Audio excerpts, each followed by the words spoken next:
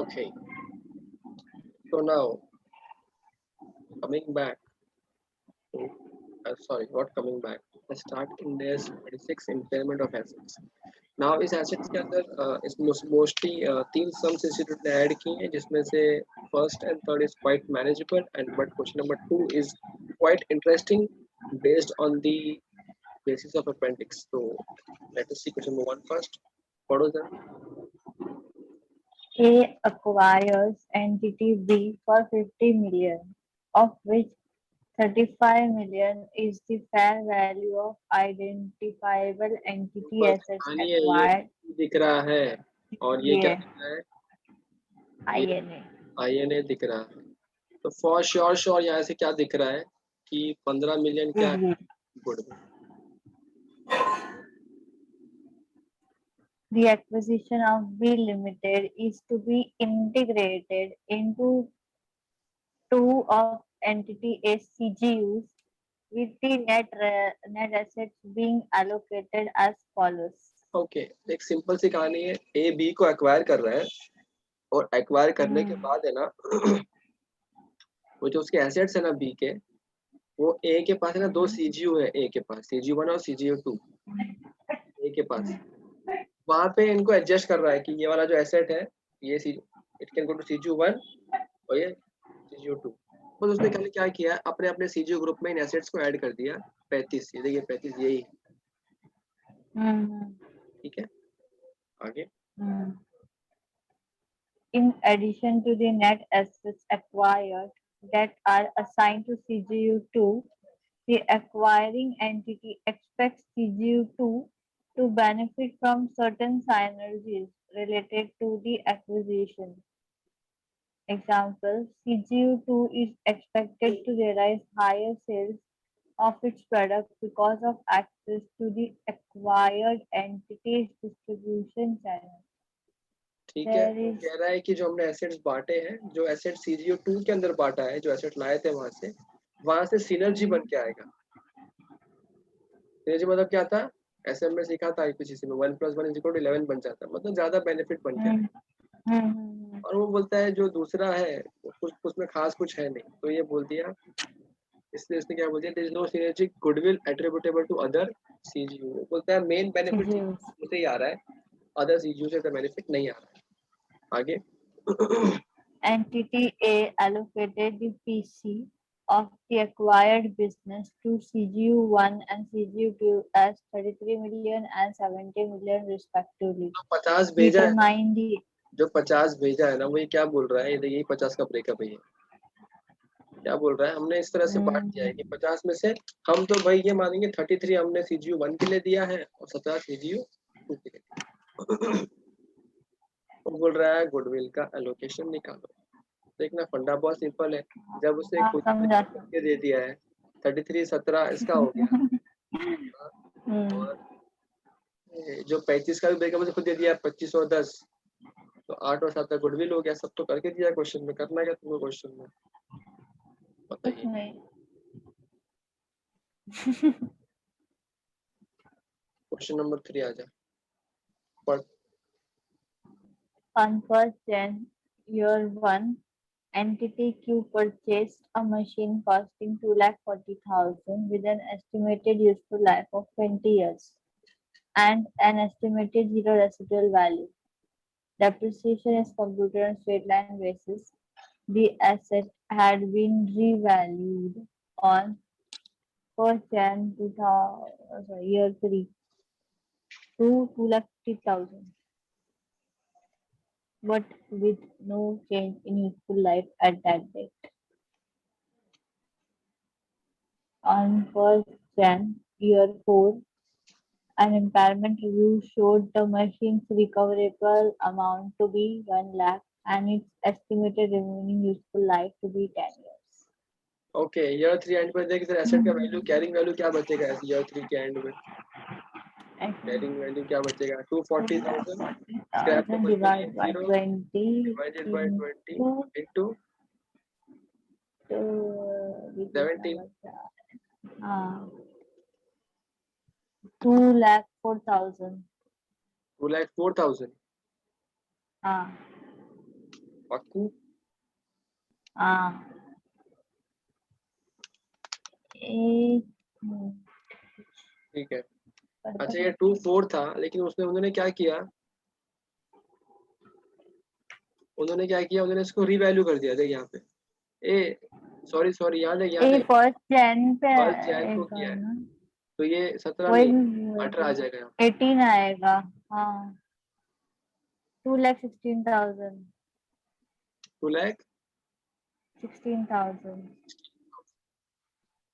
क्या किया, 250 पे रीवैल्यू कर दिया। हाँ, एज्यूमिंग की कॉस्ट मॉडल चल रहा है, capital तो कितना जाएगा रीवैल्यूएशन में, कितना जाएगा, आरआर में चले जाएगा 34,000। 4,000। ठीक है इतना, ओके। फिर फर्स्ट जैन ईयर 4, मतलब अब 3 साल बाद की बात कर रहा है, लेकिन अब रिवाइज वैल्यू 250 आ गया। तो अब मैं जब ईयर 4 का वैल्यू निकालूंगा, तो वो कैसे आएगा, 250,000 और स्क्रैप अगेन अभी डिवाइड 0 है, डिवाइड बाय 18 18। इंटू 17। हाँ, 17। 236,111। 36,111 ये कैरिंग वैल्यू है। लेकिन ये बोल रहा है इस दिन जब शो किया इम्पेयरमेंट रिव्यू, तो क्या मालूम पड़ा उसका आर वी रिकवर अमाउंट कितना, आर ए कितना है, सिर्फ 1 लाख। 1 lakh। ओह माय हाँ, गॉड, इम्पेयर इम्पेयर करना करें। पड़ेगा। तो एक यस। बात छोड़ दो और बच्चे के लिए इम्पेयर कर दो, हाँ, 136,111। जो भी आएगा। और बोला बच्चा हाँ, वाला है, 10 साल बच्चा है, तो जो 1 लाख बच्चा है डिवाइड बाय 10 कर दो और 10 10 ले लो। क्वेश्चन क्या पूछा, yes yes. Carrying value of the machine on 31 December 2000 year 2 and USA surplus कितना, ये अपना आया था। कैरिंग वैल्यू मशीन के बाद दिसंबर 3 को एंड में कितना वैल्यू है, तो वैल्यू कितना था,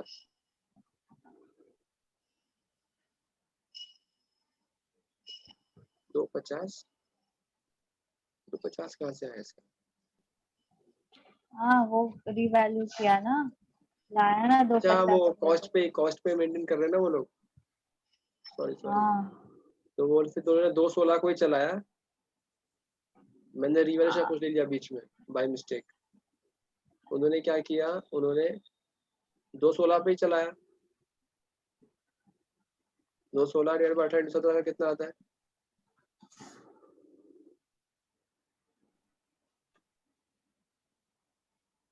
2,04,000।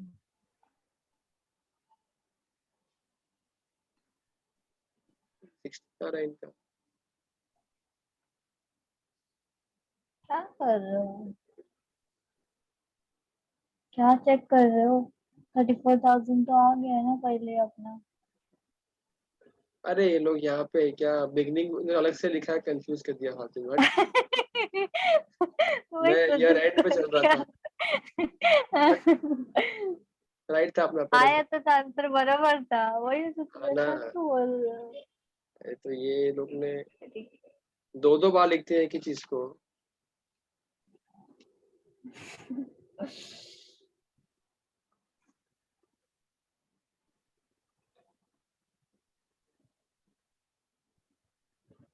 ठीक है, सब राइट था अपना, ओके। और क्या पूछा था, impairment loss recognized in किसी the year पे नहीं 31st पूछा December है। कितना आया था, same 26,111। And depreciation charge in the year 4, तो सिंपल है, 10,000 था, 1 lakh divided by 10। During the course utilization of machine, the company did not opt to transfer part of the generation surplus to retained earnings। ये अपने सीखा था ना, additional depreciation claim करते हैं अपन, आरआर में ट्रांसफर करते हैं। हाँ ऐसा कुछ नहीं हाँ कर रहा हाँ था, तो ठीक है, नहीं कर रहा तो मत कर भाई, ठीक है। तो again this was manageable. So हाँ। we are left with the only sum is question number 2, and कहीं ना कहीं आज का आखिरी सम हो सकता है ये, हाँ आज का आखिरी सम ही बनेगा ये आपका।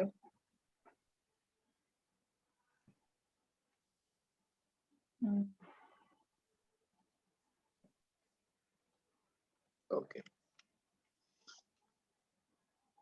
attention and AS 36.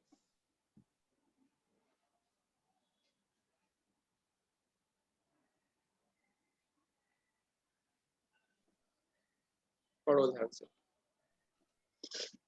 A Limited acquires 80% shares of a subsidiary B Limited for 32,100. ये PC बन गया। हाँ। आगे At the date of acquisition, B Limited's INA is 3,000. A elects to measure NCI at proportionate share of net identifiable asset. ठीक है, It उसके basis पे recognizes. क्या हुआ, PC 3200 और ये आइडेंटिफाई किया एसेट मतलब 3200, 3000 इंटू 20%, 600, 3800 हो गया। नेट एसेट्स INA अपन ने लेस कर दिया and we got 800 as goodwill. सोच के बताइए गुडविल पार्शियल है या फुल गुडविल है?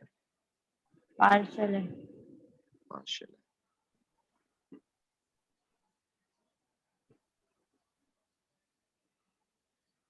आगे At the end of next financial year, B Limited's carrying amount is reduced to 22,700, excluding goodwill.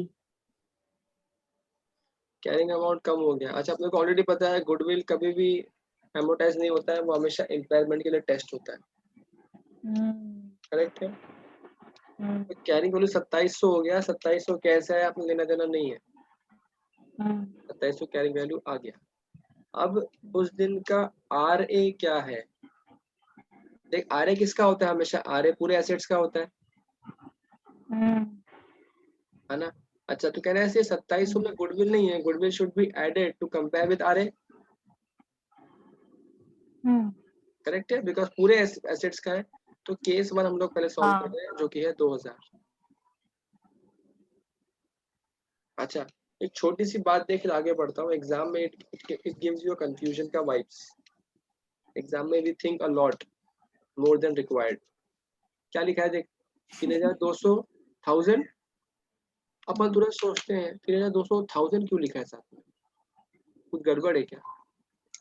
तो सी टू इट, यहाँ पे भी लिखा है रुपीज इन 1000, वो भी 1000, इससे सिर्फ मैच करने के 1000 लिखा है, कुछ अतरंगी नहीं है। छोटी सी बात है, मगर एग्जाम में अपन घूम हो जाता है। तो अपन क्या करते हैं ना दीपा, पहले इस सम को रेगुलर वे से सॉल्व करते हैं, फिर मैं बताऊंगा कि क्या चेंज आया है। हम लोग क्या करते हैं जनरली, हम लोग लेते हैं कैरिंग वैल्यू। जिस 1 ईयर बाद के लिए बोल रहा है, तो कैरिंग वैल्यू कितना है उस दिन का? 2700 प्लस गुडविल विच इज 800। कितना हो गया? 3,500। RA दिया है मुझे, क्या तुम, चल RA बोलते हैं, वो तो RA बोलते हैं। रिकवरेबल अमाउंट दिया है विच इज 2000।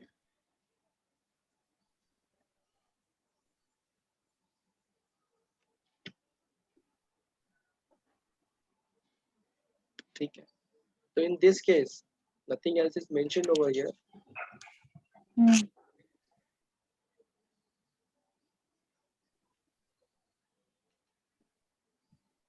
तो बताइए गुडविल।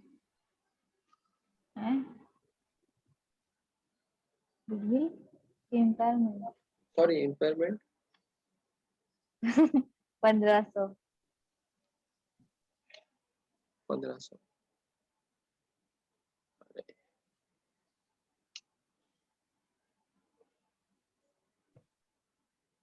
इम्पेयरमेंट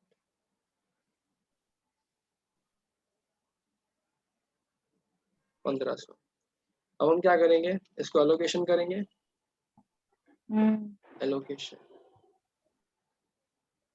जो हम लोग कैसे करते थे आइडियली, पहले गुडविल में सब दे देते, खत्म करते। पहले इसको गुडविल में खत्म करते थे, क्योंकि 800।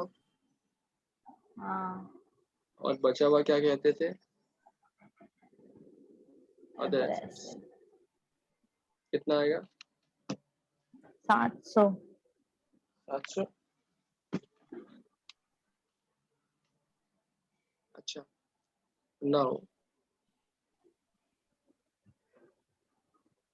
ये 800 कहने से ये तो पूरा का पूरा पेरेंट का ही शेयर था, तो उसी में से गायब होगा ये तो, बट ऑब्वियस अदर एसेट तो दोनों का हिस्सा है, पेरेंट एंड एनसीआई।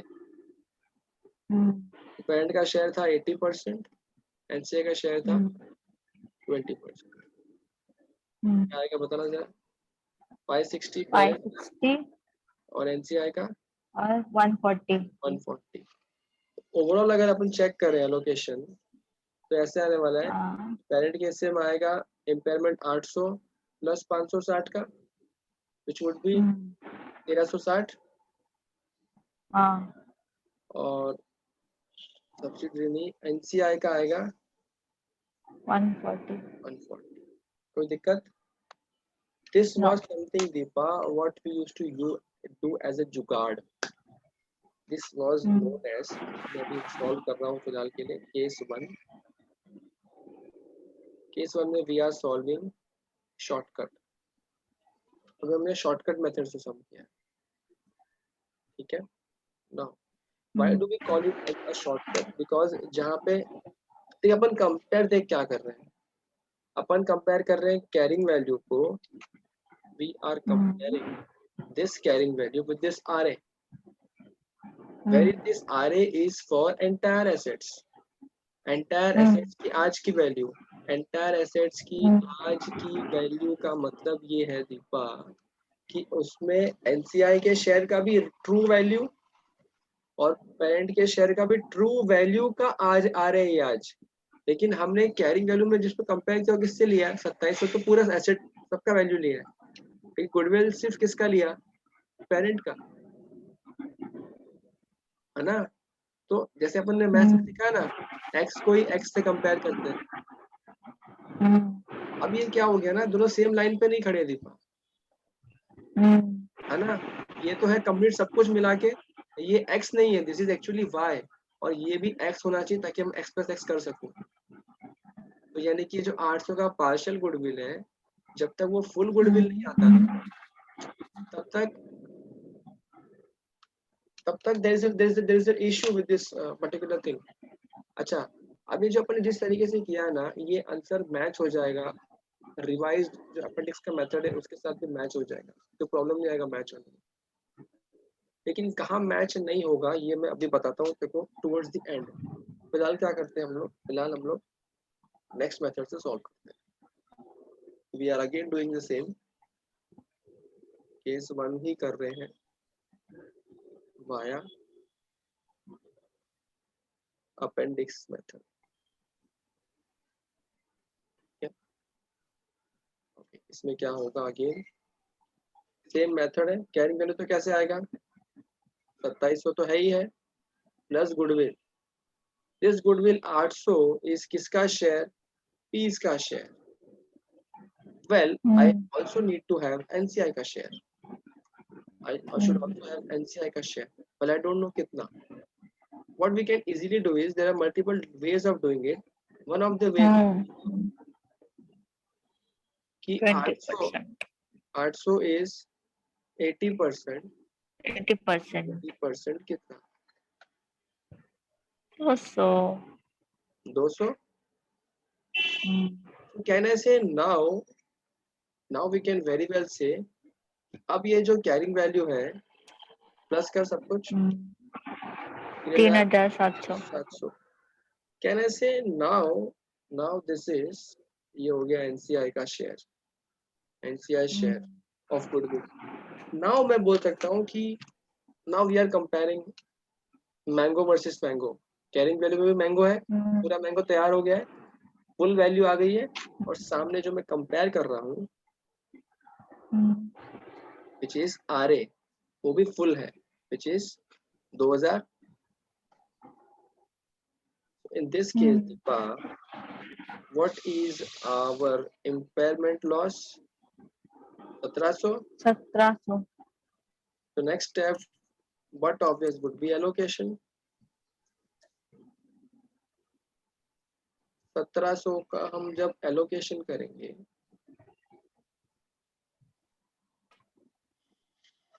अगेन पहला कौन भुगतेगा? गुडविल, फिर भुगतेंगे अदर एसेट्स। ओके, गुडविल अब कितना है मिला के पूरा? 1000 और 700 अदर एसेट्स। अच्छा, now this goodwill, is this goodwill only of parent? The answer is no. No. This goodwill belong to parent for 80% and NCI for 20%. So in case of parents 80% कितना आ जाएगा? 800 और ये आ जाएगा 200। अदर एसेट्स में फंडा would again go the same, parent का 80%, NCI का 20%, this is the same 560 and 140। Ultimately जो आपके पेरेंट्स का शेयर है, अल्टीमेटली एलोकेशन कैसे आएगा? पी के अंदर चले जाएगा 800 प्लस 560 1360। एनसीआई में वेल जब आप एनसीआई का करोगे, ये जो 200 आपने यहाँ पे रेस किया था ऊपर, वाज इट रियल वैल्यू जो बुक्स में स्टैंड कर रहा था? नो। तो ये क्या था? This was just notional goodwill, just notional goodwill to compare appropriately. सिर्फ नोशनल गुडविल था वो, तो जब बुक्स में था ही नहीं तो इम्पेयर क्या करूंगा? इन शॉर्ट ये 200 can not be impaired, this can not be impaired, ये सिर्फ नोशनल था for the purpose of calculation. तो यहाँ पे क्या आ जाएगा? If you want I can write with this way for, मैं 200 लिखूंगा normally plus 140, but this 200 can not come here, so it would be directly 140। Overall जो आपने बांटा वही बांटा जो एक्चुअल में पहले आपने बांटा था। देख आंसर सेम है दोनों के अंदर, but now institute has rightly changed its method and they have adopted the method of appendix, which is very correct and we have to follow this method. Now with this do not get confused कि हमने जो पता है sums किए थे, जहाँ पे CGU के सम हुआ करते थे, सीजीयू के एसेट्स के सम हुआ करते थे, वहाँ पे हम पेमेंट करते थे, बिल्डिंग पे सम लगाते थे, वो सब चेंज नहीं हुआ। ये मेथड कब परेशान करेगा या ये मेथड कब पिक्चर में आएगा? whenever there is partial goodwill, ठीक है, जब partial goodwill मेथड है तब ये चीज को ओपन करेंगे, नहीं तो नहीं करेंगे। नाउ ये अपन ने किया case 1, let us go to case 2 and understand more things. Again case 2 में let us go once again with the same method. पहला मेरे पास में है कैरिंग वैल्यू जो कि है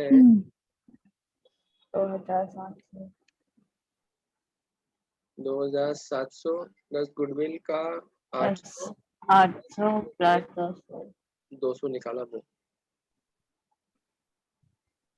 उसके बाद ये कितना हो गया? 3700। रिकवरेबल अमाउंट जो दिया है वो दिया है, अब देख कितना दिया अमाउंट? 2800।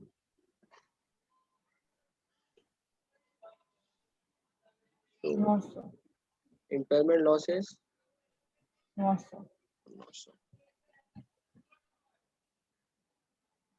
Number 4 allocation। तो allocation 900 को हम बांटने नहीं है फिर से। गुडविल कितना भुगतेगा?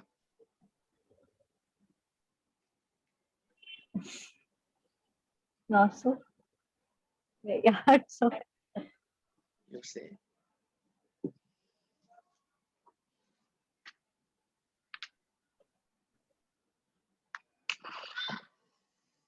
बताओ कितना भुगतेगा? ऐसे तो 900 ही पूरा जाना चाहिए, अभी नोट्स में ले तो क्या अरे भाई मेथड क्या कहता है, 900 भुगतेगा ना। हाँ अदर एसेट्स क्या भुगतेगा? कुछ नहीं। कुछ भी नहीं। 1000 का गुडविल था, 900 तो हुआ यहाँ पे। करेक्ट है ना? इस 900 में से अब आप बताओ 20 का शेयर कितना और एनसीआई का शेयर कितना?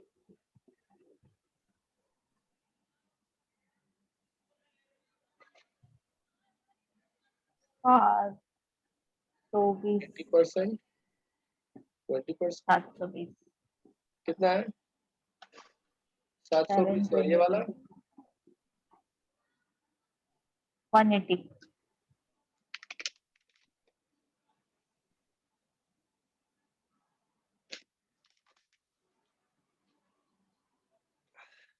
180। Now let us check the final allocation. Parent को कितना हुआ? 720। अच्छा, एनसीआई पे कितना गया? Well this actually can not be taken, ये तो नोशनल था, कुछ भी नहीं गया।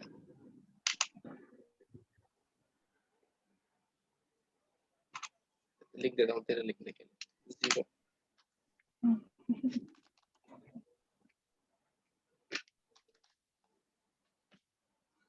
तो चेंज समझ में आ रहा है? देख, let us try to analyse things. Let me take purple colour.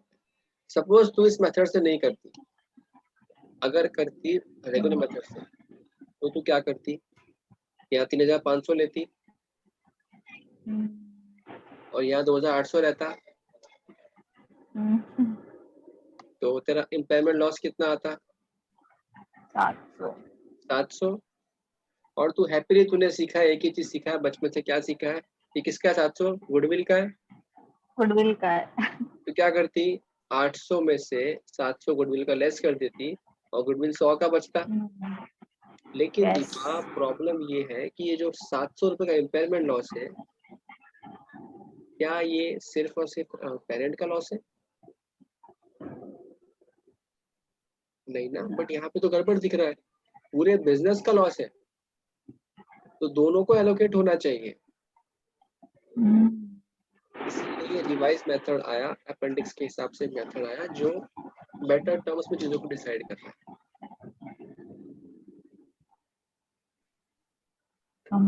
पूरे बिजनेस के टर्म्स से डिसाइड किया तो क्या मालूम पड़ा कि बाबा एक्चुअल इम्पेयरमेंट लॉस 700 का नहीं है, एक्चुअली इम्पेयरमेंट लॉस 900 का है।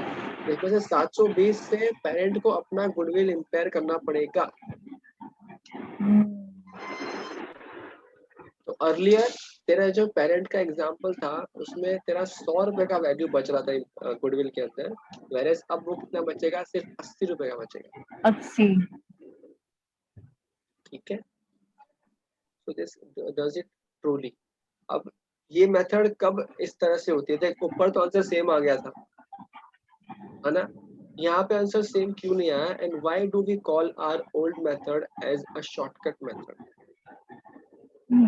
वो शॉर्टकट मेथड अपना इसलिए काम चल जाता था क्योंकि जो इम्पेयरमेंट लॉस निकल के आता था ना दीपा, वो इतना ज्यादा और इतना बड़ा होता था, आई रिपीट, वो इतना ज्यादा और इतना बड़ा होता था कि there was a sure shot guarantee कि जो भी गुडविल लिखा है ना यहाँ पे, देख देख देख, जो भी यहाँ गुडविल लिखा है, जो पेरेंट का शेयर है, वो फुल राइट ऑफ होने ही वाला है। जब वो फुल राइट ऑफ होगा तो दिक्कत ही नहीं है। लेकिन this is the classic case जहाँ पे फुल गुडविल राइट ऑफ हो ही नहीं रहा है। सर अब हाउ विल आई आइडेंटिफाई? एक सिंपल है, when you want to identify ना कि अपने ओल्ड मेथड से काम होगा या नहीं होगा, शॉर्टकट से काम होगा या नहीं होगा, सिंपल कर, सीवी निकाल, आरए निकाल, नॉर्मल तरीके से, ऐसे नहीं, नॉर्मल तरीके से सीवी निकाल, आरवी निकाल। लॉस कितना आया? 700।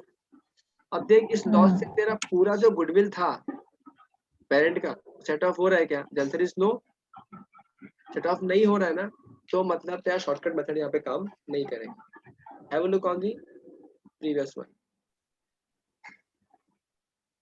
देख यहाँ पे क्या था, 3500 माइनस 2000, इम्पेयरमेंट लॉस वाज 1500 और गुडविल था कितना पेरेंट का, सिर्फ 800। मतलब अल्टीमेटली ये पूरा गायब होने वाला है ना, तो शॉर्टकट काम कर जाएगा, मगर ये पूरा गायब नहीं, शॉर्टकट काम नहीं करेगा।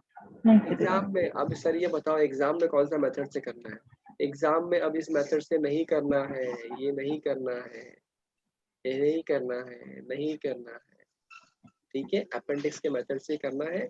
याद रहे दिक्कत ये सब चीजें कब करनी है, whenever you have partial goodwill, वही चीज करनी है, वो नई चीज नहीं करनी, ठीक है? अच्छा, इसी के साथ ना what I want is I want to take one more sum from ICAI study mat.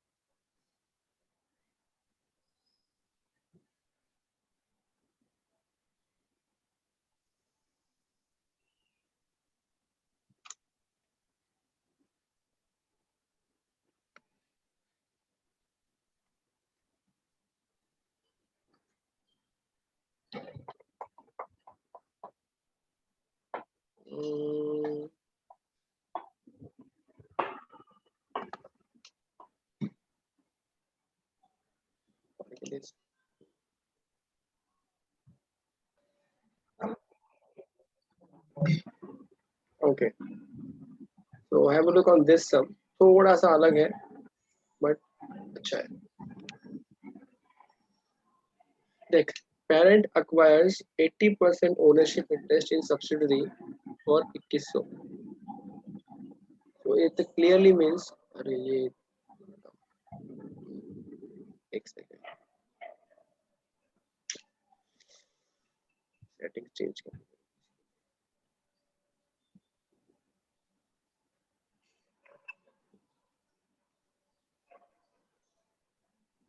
which is 21, sorry क्या लिख रहा हूँ मैं, क्या ये बेसिकली क्या ये पीसी है?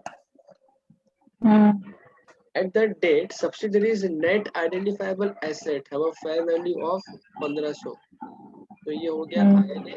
So let me do it over here. PC is 2100 और उसमें से अभी तक मुझे NCI नहीं पता, होल्ड फॉर इट, बट मुझे ये पता है INA कितना है, 1500. Parent chooses to measure the NCI as a proportionate interest of subsidiaries net identified asset. वो proportionate करने के लिए बोल रहा है, which would be 20% of 1500, 300 हो जाएगा, करेक्ट है? क्या आएगा गुडविल अपने नॉर्मली अब तक पढ़ा उसके हिसाब से 900, and can I say this is again partial, correct? आगे चलते हैं. The assets of the subsidiary together are the smallest group of assets that generate cash inflows that are largely independent of the cash inflows of other assets or group of assets, ठीक है?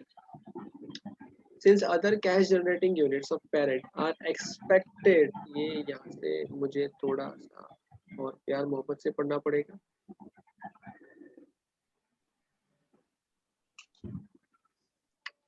Okay. Since the other cash generating units of parent are expected to benefit from the synergies of the combination, the goodwill of 500 related to those synergies has been allocated to other cash generating units with parent. ये क्या है? देख, अपन ने ऊपर देखा goodwill कितना आया, 900.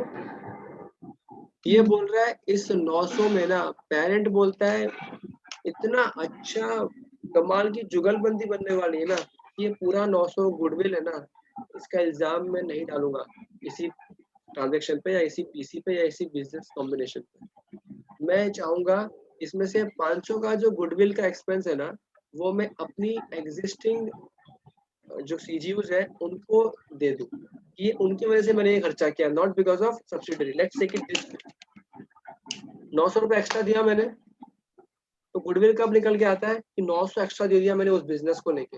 लेकिन मैंने देखा कि जो 900 एक्स्ट्रा दिया उसमें से 500 एक्स्ट्रा मैंने क्यों दिया, ऐसा मान रहा हूँ कि मेरी दूसरा कोई बिजनेस चल रहा है उसको बहुत बेनिफिट हो जाएगा इससे। उसके लिए जो मैंने 900 एक्स्ट्रा दिया ना, उसमें से 900 पूरा इस बिजनेस के लिए एक्स्ट्रा नहीं दिया मैं, 900 में से 500 मैंने मेरे एग्जिस्टिंग बिजनेस के लिए एक्स्ट्रा दिया है। तो उसने बोला हमने ऐसा एलोकेट किया कि हम सिर्फ 400 का ही इल्जाम डालेंगे, किसको, इस परचेज के अंदर गुडविल को, बाकी तो भाई इसके इल्जाम डालेंगे नहीं अपन। तो क्या बोला, ऑन 31 मार्च 2012 एक्स मतलब वही एक साल इसी साल के एंड में, parent determines that the recoverable amount of cash generating unit subsidiary is 1000। ये सब्सिडरी की बात कर रहा है, इसका RA 1000 हो गया। The carrying amount of the net assets of subsidiary excluding goodwill is 1350। Allocate the impairment loss on 31st March 2012। तो देख सिंपल है, अपन यहाँ पे करते हैं। अगर हुआ कैरिंग वैल्यू, तो कैरिंग वैल्यू कितना बनेगा 1350 प्लस गुडविल भी आना चाहिए, बट गुडविल कितना,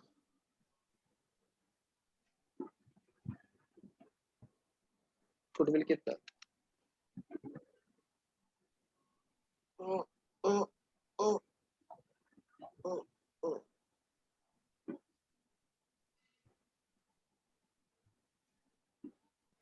बोलो 900 लू, 500 लू कि 400 लू?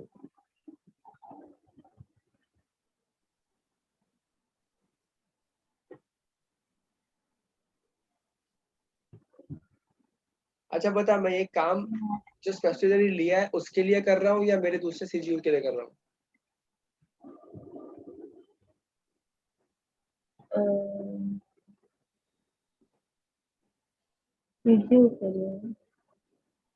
आई रिपीट माय क्वेश्चन, मैं जो ये सब कारनामा कर रहा हूँ, जो सब्सिडरी लिया है परचेज किया उसके लिए कर रहा हूँ, किसी और सीजीयू के लिए कर रहा हूँ? सब्सिडी परचेज किया है। तो फिर सीजीयू कहाँ से लाई बीच में? लिखा तो है यहाँ पे कितना बड़ा बड़ा, recover amount cash generating unit subsidiary is 1000। कल तो अपन ने सब्सिडी को कितना गुडविल एलोकेट किया है, 900, 500 की 400?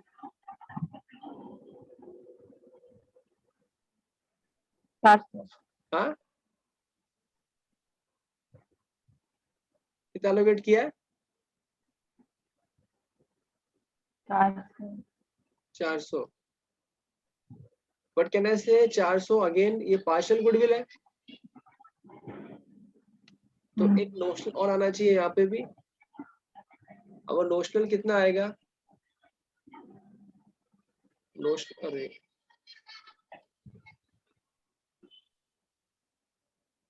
नोशनल, नोशनल गुडविल कितना आएगा भाई? 400 क्या है, 400 इज 800%, 80%, तो 20% कितना,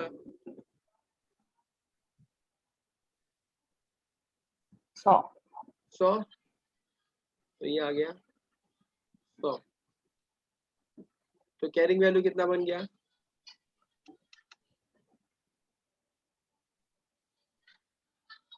1850।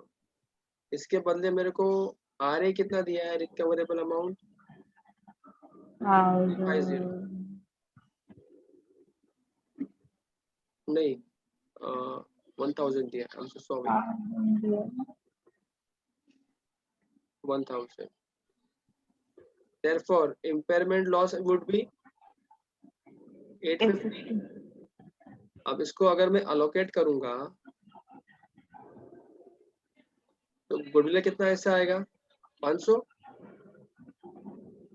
ये 500 लिया, 400 प्लस 100 ऊपर वाला ये जो अभी बनाया ये वाला, और 350 अदर एसेट।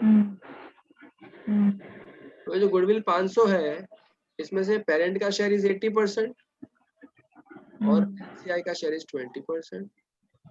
तो कितना आएगा पेरेंट का? 400 और 100 उसका 100। और ये अदर वाले की अगर बात करता हूँ उधर भी पेरेंट और सब्सिडी एनसीआई का आ जाएगा। कितना आएगा पेरेंट का? 280 और एनसीआई का 70। सो बट जब हम करेंगे तो वो क्या मालूम पड़ेगा कि ये तो नोशनल है, 100 तो कहीं नहीं आएगा। तो पी का कितना आ जाएगा? पी का आ जाएगा 680। पी का आ जाएगा 400 प्लस 280 और एनसीआई का आ जाएगा 70। समझाएगा क्या किया जीवन में? अच्छा अब देख इस सब में खाली एक कंफ्यूजिंग पॉइंट जानना तो ये था गुडविल वाला पॉइंट कि 900 ना लेके अपने क्या दिया गुडविल 400 लिया। बट सीट वेट 400 क्यों लिया? क्वेश्चन में खुद ही बोला कि मेरे को सब्सिडरी पे गुडविल 400 ही मानने का है। अरे तो जब उसको 400 मानना है तो who are you and me to decide कि 900 लूं कि क्या लूं? बस जैसे ही वो गुडविल 400 लिया रेस्ट एवरीथिंग इज सॉर्टेड। समझियो?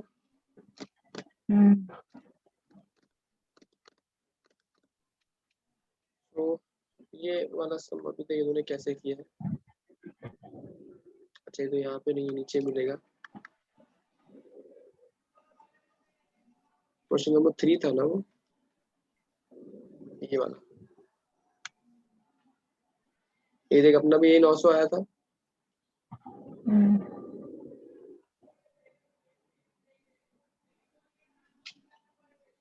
पाँच सौ इसका उसका उसका उसका because comprising it should be tested for impairment annually or more frequently if there is an indication। यहाँ तो कुछ सॉल्व किया ही नहीं उसने। अच्छा यहाँ नीचे किया है, ये रहा। ये देख here they have used the word unrecognized non-controlling interest which is so। ये कौन है? ये वही है अपना notional. So yeah, they have this method of making this table. If you feel comfortable, you can make this table also. Although I'm not, तो मैंने तो अपने हिसाब से किया है। Impairment loss 850 allocate कर 850 को।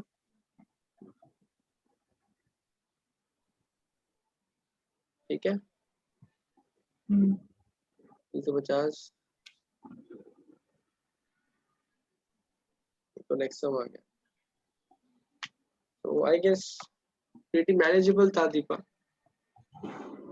एक हल्का सा पॉइंट नया था जो मेरे को बताना जरूरी लगा तो मैंने बता दिया। And that's it. Everything else is taken care of. कोई क्वेश्चन इस मेथड को लेके दीपा? कुछ भी ऐसा लग रहा है कि इस क्वेश्चन इसमें ये क्यों या वो क्यों या ऐसा क्यों?